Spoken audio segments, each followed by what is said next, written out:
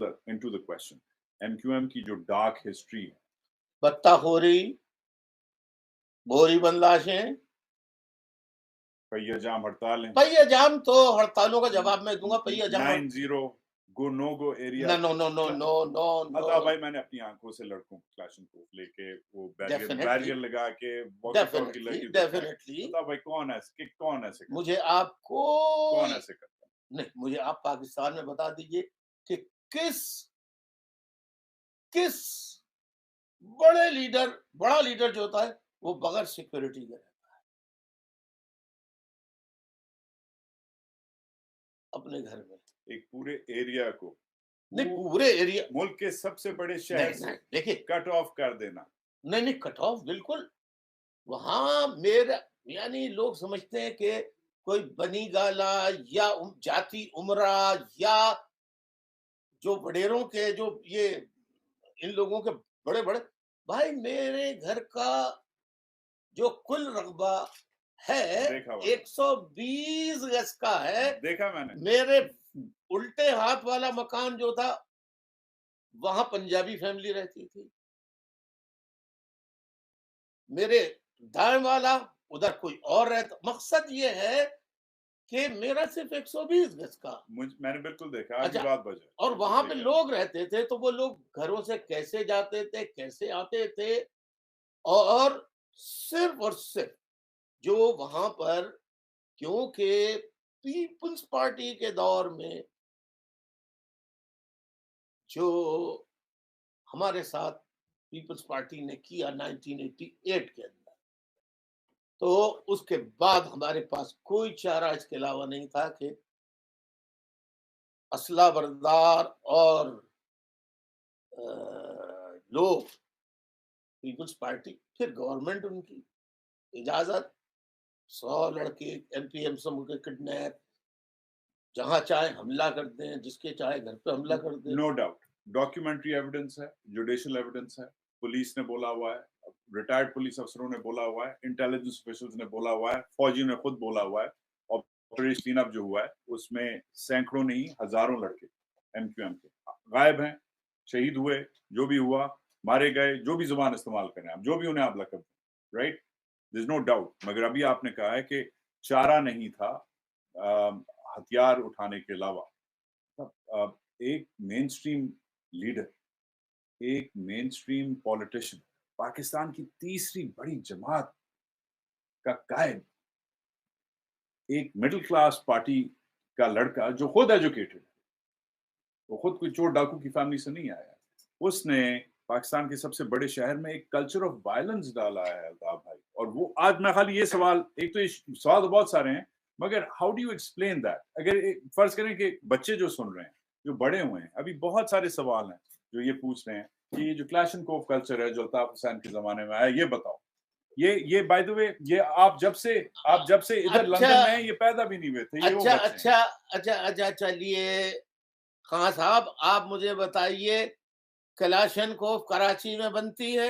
اب آ جائیے, دیکھیے سوال کیا ہے تو جواب دینا پڑے گا. پھر آپ کو بھی میں آپ کے ہر سوال کا جواب بڑے سکون سے دے رہا ہوں. بالکل دیجیے. کراچی میں کلیشن کوف بنتی ہے؟ نہ بڑا نہیں بنتی, ہمارے علاقے میں بنتی ہے. کہاں بنتی ہے؟ اوپر بنتی ہے. اچھا, وہاں سے کراچی کا فاصلہ کتنا ہے؟ بہت دور ہے, بہت دور. اندازاً تقریباً 1000 میل. 1000 میل ہے. تو 1000 میل پہ جو ناکے بنے ہوئے ہیں کراچی تک, وہاں چیکنگ کون کرتا ہے؟ فوج, ایف سی, پولیس, رینجرز. کتنے ہوں گے اندازاً؟ ہزاروں میں ہوں گے. الطاف حسین کلیشن کوف خریدے تو جرم, اور وہاں سے کلیشن کوف کراچی تک آئے اور ساری چوکیوں پہ جہاں فوجی بیٹھے ہوں وہ انہیں نہ روک پاوے, ان پر کوئی جرم نہیں. نہ تو کراچی میں کلیشن کوف بنتی ہے, نہ کراچی والے, خاص طور پہ مہاجر, ان کے پاس تو سبزیاں کاٹنے کی صحیح چھریاں نہیں ہوتی تھی. میں نے جب آئی ایس آئی نے پی پی آئی کراچی میں بنائی، پنجابی پختون اتحاد، یاد ہے مجھے لیٹ 80s میں. جی غلام سرور ایوان کی سربراہی میں بنائی تھی، اور ان کو لائسنس ٹو کل، لوٹ، پلنڈر یہ دیا ود ویپنس، اور ان کی سپورٹ میں صرف پولیس نہیں ہوتی تھی، فوج کے اہلکار بھی ہوتے تھے. کتنی مہاجر لوکیلٹیز پہ جب حملے ہوئے تو میرے پاس اس کے علاوہ کوئی چارہ نہیں تھا. Right to defend yourself, this is your birthright to defend yourself. تلواروں سے، ڈنڈوں سے، پتھروں سے دفاع نہیں کر سکتے. فریج بیچو، ٹی وی بیچو، لائسنس بنواؤ، کتنا رشوت دینا پڑے دو، ہتھیار خرید کے رکھو. کوئی گھر پہ حملہ کرنے آئے اور بیٹی کو اٹھائے تو جب تمہاری گولیاں ختم ہو جائیں اور تم مر جاؤ تو اٹھا کے لے جا سکتا، ورنہ نہیں لے اٹھا سکتا. اگر یہ غلط ہے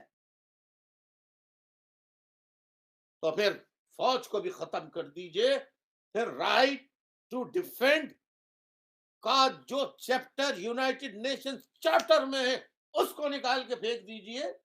یہ کیا مذاق ہے کہ طاقت کے ساتھ آپ جیسے چائے دبا لیں. مگر پھر الطاف بھائی this is not a political party, یہ تو کچھ اور بن گیا نا. کچھ اور کون سا بن گیا؟ ایک طرف آپ الیکشن لڑ رہے ہیں، مہم لڑ رہے ہیں. آپ کے گھر پہ حملہ ہو، ہاں صاحب، تو کیا ہوگا؟ میں تو مار دوں گا جو بھی ہے جی. میرے تو آپ کے لیے جائز ہے، میرے لیے نہ جائز ہو. میں بالکل یہ نہیں کہہ رہا، مگر میں کسی قائد کا میں کسی تحریک کا قائد نہیں. میں ایسے کروں تو شہر بند نہیں ہوتا. میں ووٹ نہیں مانگ رہا، میں خالی اپنی گھر کا دفاع. میں نے یہ نہیں کہا، میں ایک آرڈنری سٹیزن. میں نے قسم خدا کی کبھی نہیں کہا کہ تم یہ خرید کر اپنے دفاع کے لیے تو کرو، کسی کو پر حملہ یا کسی کی آبادی پر حملہ یا کسی فرد کو طاقت اس کو دکھا کے کوئی زور زبردستی کرے گا، وہ پارٹی، وہ تحریک سے علیحدہ اور ہماری برادری سے علیحدہ. مگر جو ویپنائزیشن ہوئی ہے کراچی، بالکل پی پی آئی بنی ہے، بالکل انہوں نے پہلی ویو آئی ہے، بالکل پاکستان میں کلاشنکوف کلچر آیا ہے، اس کا حصہ اگر آپ بن گئے اپنے آپ کو ڈیفینڈ کرنے میں، تو 80s میں پھر جو شروعات ہوئی، 90s میں آپ کے خلاف آپریشن ہوا، 20 تک آپریشن چلتا رہا. ویو کے بعد آج کے دن تک چل رہا ہے. ویو کے بعد نہیں، وہ کوئی کلیشن مگر اس میں مہاجر بمقابلہ پٹھان، اس میں مہاجر بمقابلہ سندھی، اس میں مہاجر بمقابلہ مہاجر بھی، اس میں لڑکا، اس میں لڑکی، اس میں بچے، اس میں بوڑھے. الطاف حسن صاحب، آپ نے جو کھولا نا دروازہ، آپ نے بالکل بات کی حضور صلی اللہ علیہ وسلم کی، آپ نے حدیث کوٹ کی. I'm with you. But don't you think کہ یہ slippery slope تھا، یہ dangerous slope تھا؟ Because ایک طرف آپ ووٹ مانگتے ہیں، ایک طرف آپ پارلیمنٹ میں جاتے ہیں، دوسری طرف you're saying weaponize. This is the only way to protect you, your family, your kids, your children. This is the only way. میں دعویٰ کرتا ہوں خان صاحب، اگر کراچی سے زیادہ اسلحہ پنجاب میں نہ نکلے تو جس چوک پہ چاہیں آپ مجھے لٹکا دیں. کون سا پنجاب کا گھر ہے جس کے گھر میں کلیشن کوف اگر نہ صحیح تو پسٹل نہ ہو، ریوالور نہ ہو؟